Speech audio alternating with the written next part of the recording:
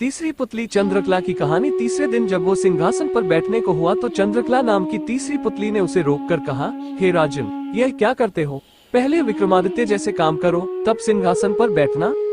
राजा ने पूछा, विक्रमादित्य ने कैसे काम किए थे? पुतली बोली, लो सुनो।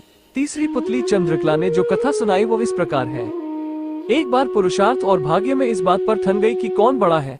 पुरुषार्थ कहता कि बगैर मेहनत के कुछ भी संभव नहीं है, जबकि भाग्य का मानना था कि जिसको जो भी मिलता है भाग्य से मिलता है, परिश्रम की कोई भूमिका नहीं होती है। उनके विवाद ने ऐसा उग्र रूप ग्रहण कर लिया कि दोनों को देवराज इंद्र के पास जाना पड़ा। झगड़ा बहुत ही पेचीदा था, इसलिए इंद्र भी चकरा गए। पुरुषार्थ को वे नहीं मानते जिन्हें भाग्य से ही सब कुछ प्राप्त हो चुका था। दूसरी तरफ अगर भाग्य को बड़ा बताते तो पुरुषार्थ उनका उदाहरण प्रस्तुत करता जिन्होंने मेहनत से सब कुछ अर्जित किया था। इंद्र असमंजस में पड़ गए और किसी निष्कर्ष पर नहीं पहुंचे। काफी सोचने के बाद उन्हें विक्रमादित्य की याद आई। उन्हें लगा सारे विश्व में इस झगड़े का समाधान सिर्फ वही कर सकते हैं।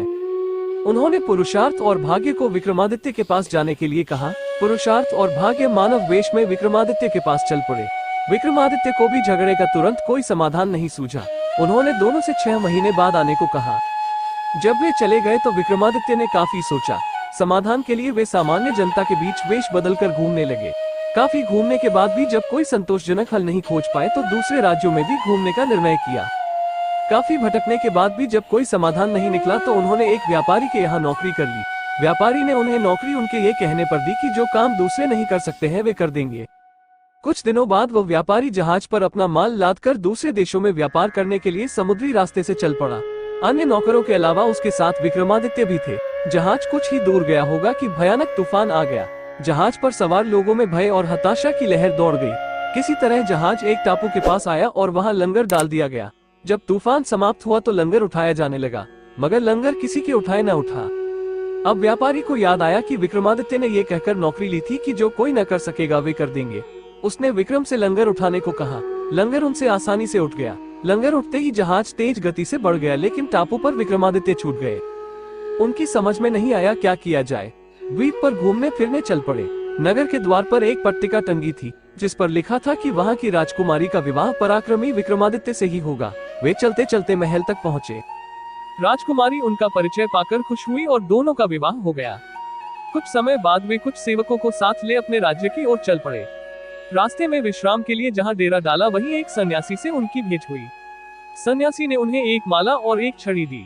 उस माला की 2 विशेषताएं थी। उसे पहनने वाला अदृश्य होकर सब कुछ देख सकता था तथा गले में माला रहने पर उसका हर कार्य सिद्ध हो जाता। छड़ी से उसका मालिक सोने के पूर्व कोई भी आभूषण मान सकता था।